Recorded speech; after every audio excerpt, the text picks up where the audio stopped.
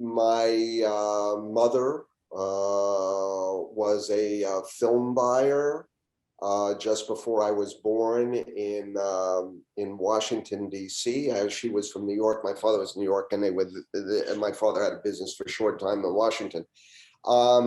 She used to take me to the movies all the time. Okay.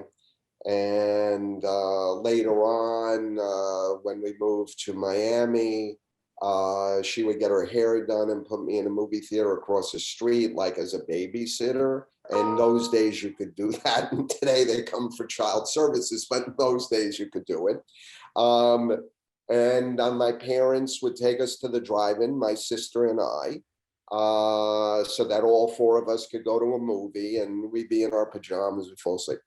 But I remember my mother, I think, took me to the movie Them, and I was really petrified by that.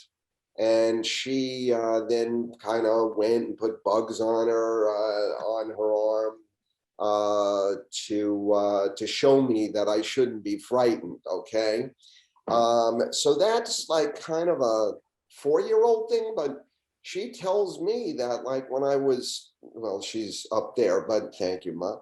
But that when I was like 2 years old, she used to take me to the movies. Now, I'm not conscious of those movies. How they worked on my unconscious, I have no idea. Okay. But I would say that it was cinema. It wasn't, Play-Doh or pipe cleaners or, going to a museum and looking at art, for instance, or looking at sculpture, or even music at that point. It was, I don't remember in those early years. I remember there was always music playing, Frank Sinatra, and